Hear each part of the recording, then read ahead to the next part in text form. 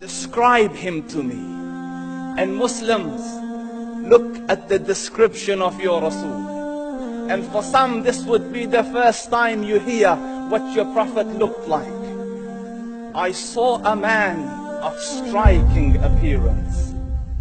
ظاهر الوضاء أبلج الوجه, radiant face, حسن الخلق, beautifully created.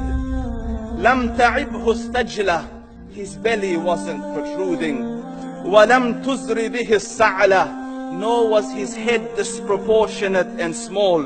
وسيم قسيم, proportionate and delicate, finely made, a specimen of a creation. في عينيه دعج, in his eyes there was a contrast. The dark was immensely dark, the white was excessively white. وفي أشفاره وطف, and his eyelashes were long.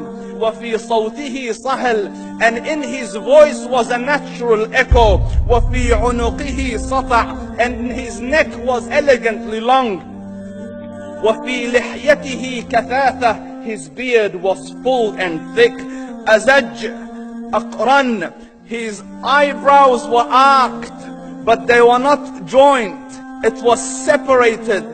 In Samat فعليه الوقار, when he was silent, dignity covered him.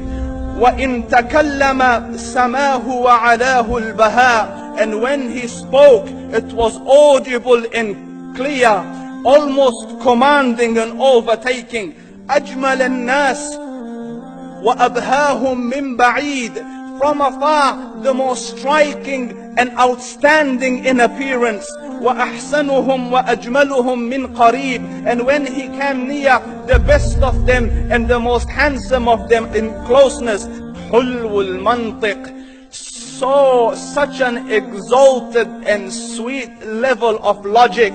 Like when he used to speak, it was so coherently logical, it was smooth and easy to understand.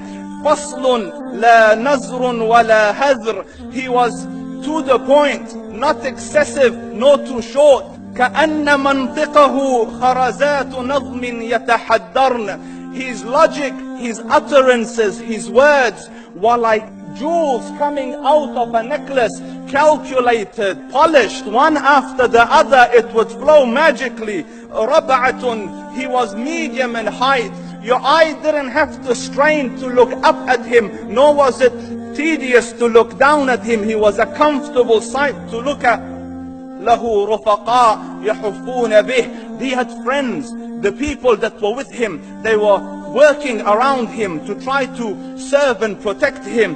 إن قال سمعوا لقوله, when he used to say something, they used to hearken to what he used to say. وإن أمر تبادروا إلى أمره, when he commanded, they used to compete to fulfill the command. This is Muhammad Rasulullah. This is Muhammad Rasulullah. Anas ibn Malik says, he says, I came out one night, it was the full moon night.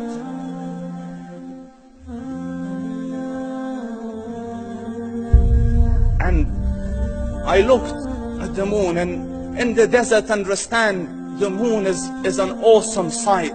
It is smooth, it is radiant, it is clear, it is gentle compared to the scorching sun of which they are used to. So the moon was the epitome of beauty. So he says, I came out at a full moon night and I looked at the moon and I saw it, beautiful, handsome. So I said, let me go see if the moon is more handsome or my Prophet is more handsome. Let me see if that is more beautiful or the Prophet is more beautiful. So I went and I saw him standing afar. So I looked at his face and I looked at the moon, and I looked at his face, and I looked at the moon, and I looked at his face, and I looked at the moon, and he said, Wallahi, he was more handsome than the moon in its entirety. That is just the look of your Rasul. Aisha radiyallahu anha says, I was sewing with the needle, my needle dropped in the dark, I couldn't find it. I said, Ya Rasul, I can't find it. He moved his face close, and I swear, out of the radiance of his face, I found my needle. And the Prophet sallallahu alaihi wasallam was mind-bogglingly handsome, but his handsomeness was covered with waqar and jalal and hayba. The Sahaba say, when we used to sit at his feet, two feelings conflicting would come on the heart. The first one, you wanted to look at him. You wanted to behold the majesty of his face. And when you wanted to look up, shyness used to overtake you, so you used to look down. Amr ibn al-As says, I sat with him many times, but if you ask me to describe his face, I can't describe it. I wouldn't be able to look up to him ijlalan wa ta'zeeman. I couldn't look up at him. And that is why he didn't have the problems that Yusuf alayhi salam had. Because it was difficult to penetrate the awe and the splendor of the Rasul.